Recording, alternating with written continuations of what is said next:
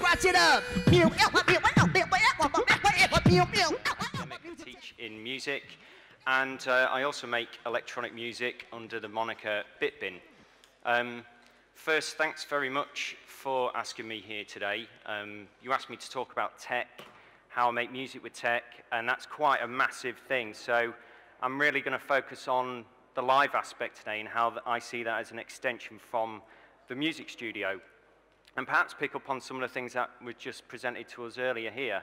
I've got these guys who are doing some visuals today, Irie Pixel, so we just say thanks to them for coming along.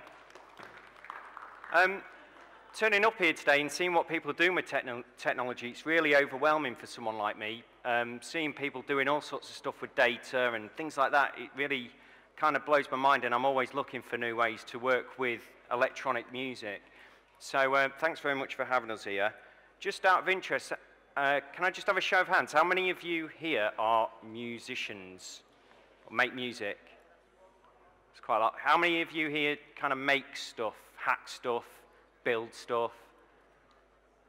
Who's both? Oh, no, okay, well that goes against what I was going to say, but I had this idea really that where we are with electronic music, moving forward with that is people like myself are building tools to enable us not only to compose but also to play live. And I really see that as a way forward, especially with electronic music, and I think that's already been spoken about quite a lot today. Anyway, I'm not here really to talk about that. What I'm really here to talk about is this live music and how that translates from the studio. I'll keep my talking to a minimum because I know we're running over time, and then I'm going to play out some loud music, which hopefully you guys are going to get involved with as well. So I'll be looking for some people to come and play some music. Talking about live music has made me analyze what it is that I do. How do I make music? How do I compose? How do I then take this on the road? And it's made me really, really think about the sort of tools that I use and the processes that I'm involved with. And playing live for me is really an opportunity to explore compositions that I do in the studio in a completely different way. So what I've got here today, I'm going to be doing some compositions that I've already produced. I've manipulated them, chopped them up, and then I've put them back into the computer, and I'm going to rework them. And I don't really know what's going to happen. I know a little bit. I know sort of how the tempo goes and what some of the beats are, but what I'm going to be doing is processing the material, and processing is really the key word here. When I started looking at composition, I realized what was important to me was not really the recording process, but actually just processing. So most of my songs can start with a simple oscillator, they can start with a synthesizer, a drum loop, a bird song, anything, people talking. It's the processing that I get involved with, really, that I saw that's what was intrinsic to the aesthetic that I was producing. As to what these tools are and the way that I process them, it can be anything. It could be reverb, I could be stretching, manipulating, reversing things. I can basically do anything that I want. We have the tools, and I can build these tools now as well. So for someone like me, I'm using Ableton here.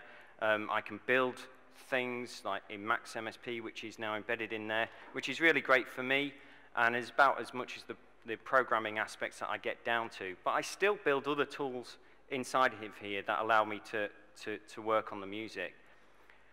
I'll put my hand up and say that I'm not being revolutionary. I'm not pushing things really in any way more than anyone else who does this kind of thing.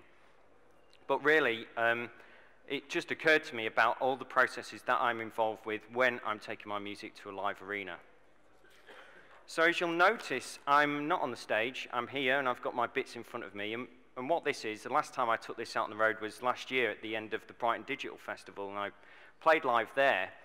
And I do think there is a live element to it, and it can go very wrong. Not only can a technology break, but what I do is allow people to come up and move faders and dials, and sometimes really mess the music up badly, and it goes out of time. There's even a stop button in here. It's not labeled.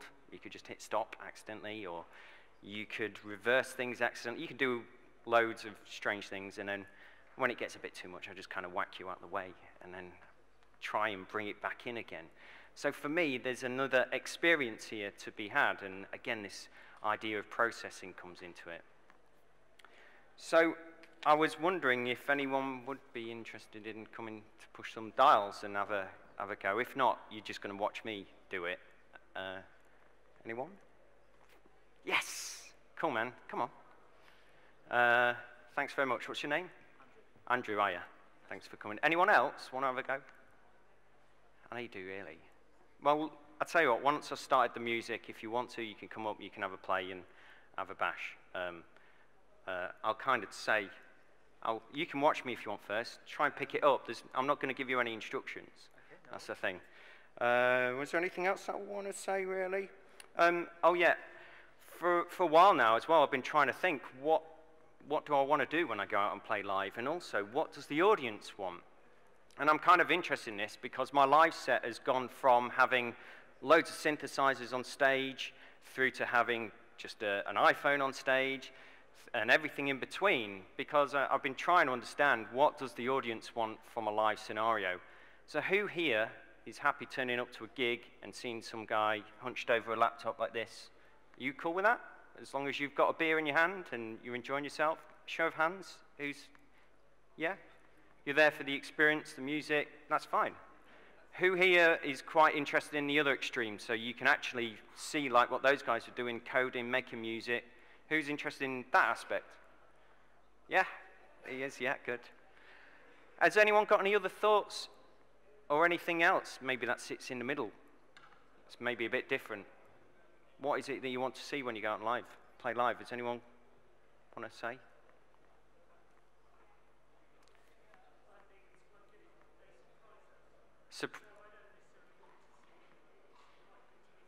Oh, okay. So no preconception, go there, be surprised. Oh, that was mad, that was worth the money, and you kind of go home. Yeah. Unity. Nudity. Well, we'll see what we can do. You any good at that? No? Yeah? Okay. I've had dancers on stage before and things like that, and improvised dancers, and I've got those people involved, and I've had a friend dress up in a bear suit and things like that. Tried to coax my wife on stage, but she's not having any of that. So this is where I've got to in what I'm doing when I'm playing live, and it kind of works for me, and I'm quite happy with this. But I'm looking to work more with some of you great hackers, and I'm developing some apps that allow you to, in the audience, interact, and not only with the audio, but also with the visuals, and just look at where we can go in a live context, and see if people want to interact some more, really. And that's really all that I wanted to say. I'll just quickly tell you what I'm using here. I've got a couple of MIDI controllers. These don't make any sound. These just control things that are inside the laptop. I'm running Ableton here. I've got some Max objects. I've built some effects. I've got individual channels for percussion and things like that, so I can mute things and I can stem things. In fact, I've got a microphone even plugged in here. Can mute, guys? I'm going to switch on I'll just turn it down my end a little bit, just in case it's a bit loud. And I should be able to get my microphone through there. Yeah, hello there. So, you can probably turn this one off now. I've got my microphone going through here, so I can add effects to it as I'm doing things, and I can add delays. I can kind of glitch things up like that. You know, all this kind of thing. And I think we've seen this sort of thing before. People like Tim Exile, who's doing some really great things with this, and this idea of instant composition, if you like. I mean, he takes it to another level, really. So, like I say, I can sort of flight, you know, the possibilities are endless, really, and it's about this exploration now on stage of my material and recomposing it and reworking it. And I hope you're watching close. Cool. And has anyone got any questions before I kick off? No? I think we're going to turn it up as well. We might as well have a bit of loud music before Tom comes, Square Pusher. Talking next, so enjoy Square Pusher. Yeah, yeah, yeah, yeah, yeah, yeah, yeah.